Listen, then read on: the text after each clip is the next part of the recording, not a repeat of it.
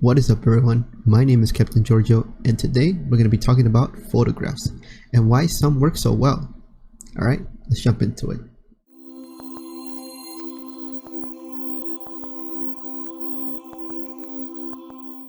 So I want to start this video by asking you, why do we look at art?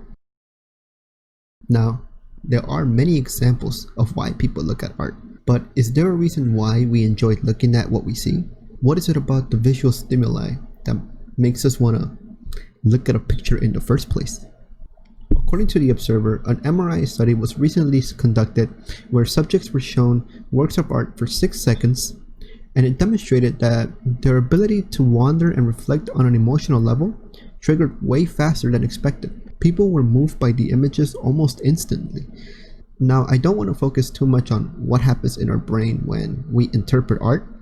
I'm not a neuroscientist, although that would be very cool though. Instead, I would like to show you what could be causing us to look at a picture for a certain period of time.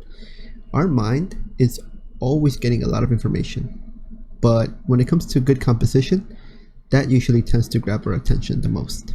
Composition, at its most basic form, is the conscious arrangement of objects within your scene.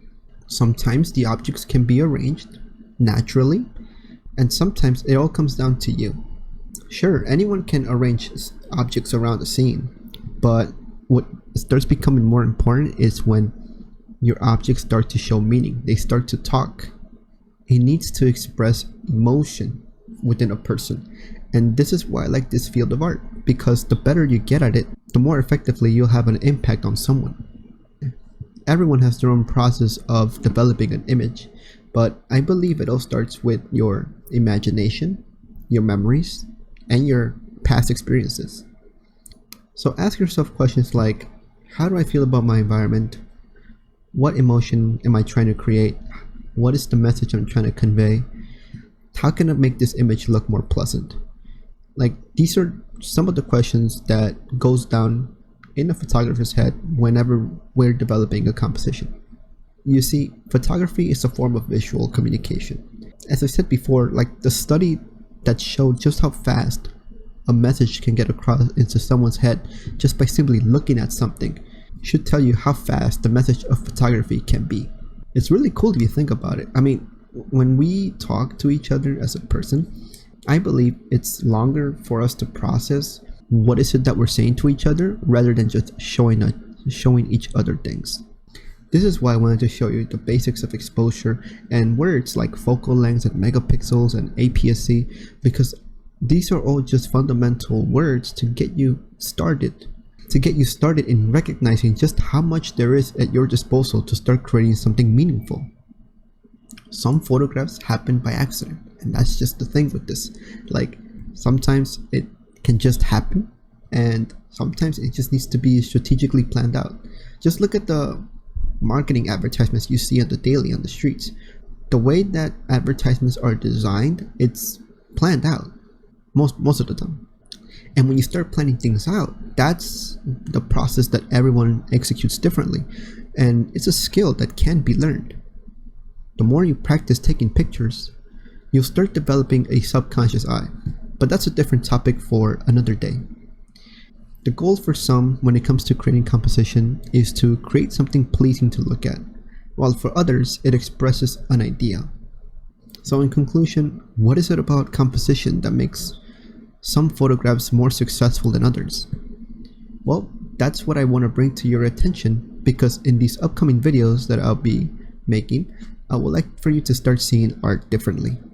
We'll be talking about the elements and principles of design and how some photographers have used these tools to make their photographs more successful.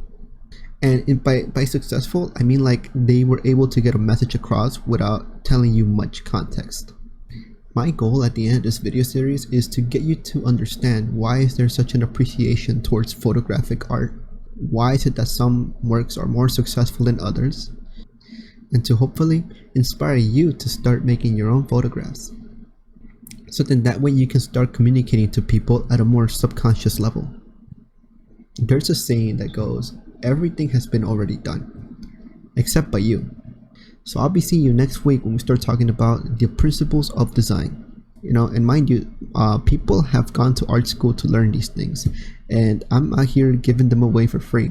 And in return, all I'm asking is for, a like button.